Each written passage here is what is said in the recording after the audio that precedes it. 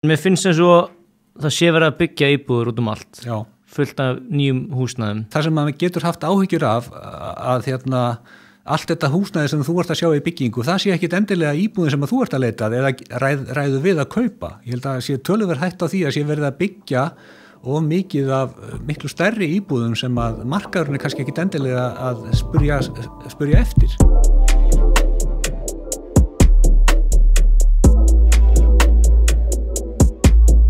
Ég fór á MBL og var eitthvað að skoða fasteignir og fekk áfall. Sá ég gæti keypt bílskúr. Hann var alveg tómur, kostaði 9 milljónir. Hvernig íbúð á ég að kaupa? Eitthvað sem ræðu við. Lítið, tiltölulega ódýrt. Ef þið langar til þess að búa í miðbænum þá þarf það að borga meira. Ef þú vilt vera lengra frá þá þarf það að borga minna. Risíbúð, kjallaraíbúð, hvað? Það eru svo margir möguleikar. Það er eiginlega, þú þarf að sníða þig bara stakka eftir vexti og passa að fara ekki fram úr þess. Og fermetraverðið dýrara miðsvæðis? Já, það er það.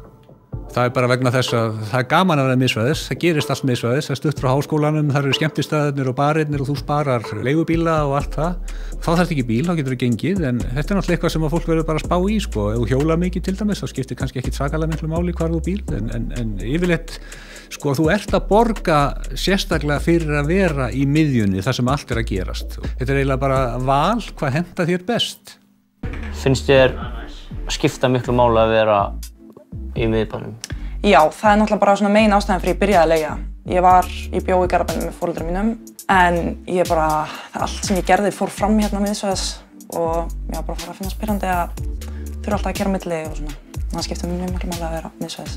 En finnið þið mikið mun á að vera hér og vera í hvar varstu Gravar? Grafarholti? Já, eða sko, já, ég finn mikið mun allavega. Bara sérstaklega umferðin. Líka bara að vera nær öllu hér, lífi og matsölustöðum og eitthvað svoleiðis. Þannig að þegar þú myndir kaupa íbúð þá myndir þú vilja helst vera miðsvæðis? Bara helst ekki lengra burtu frá bænum en þetta. Við erum bara nokkuð sammála það. Já, við erum nokkuð sammála. Þetta er náttúrulega frábær staðsetning. Já, hún er mjög góð. Og mér finnst það svo margir sem til dæmis að kaupa sér sem að fara í Grafarvoginn eða Kópavoginn eitthvert. Ég var ekkert mikið til í það. Nei.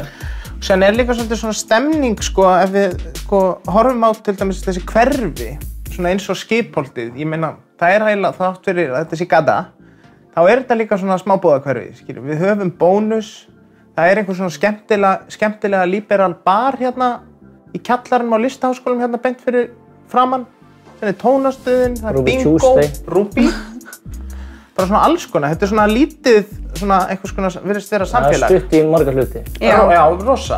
Það er samt eitt í þessu, ef mér langar, út af að við vorum að tala um Klausturstígsíbúðina upp í Grafarholti, að færa sig eitthvað nær bænum.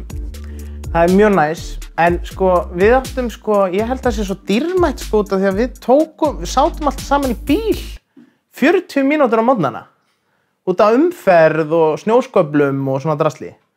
Að það er rosa dýrmætt, held ég, fyrir fólk. Mér fannst það allan mjög skemmtilegt. Þannig að þú borgar minni leigu og færð quality morguntíma. Já. Ég veit dæmi þar sem að ung kona hætti við að kaupa tveggjaherbergjaíbúð í miðborginni vegna þess að það var alltof dýrt og alltof mikið læti í kringum það. Þannig að hún ákvaði að fara aðeins út fyrir að kaupa 3 og ná sér í leigjanda og það gekk mjög vel. Vegna þess að leigjandinn náttúrulega hjálpa til með að borga. Þannig að í einhverju tilvikum getur fengið stærri íbúð á sama verði og þessa litlu vegna þess að þessa litlu eru hlutfallslega alltaf miklu dýrari.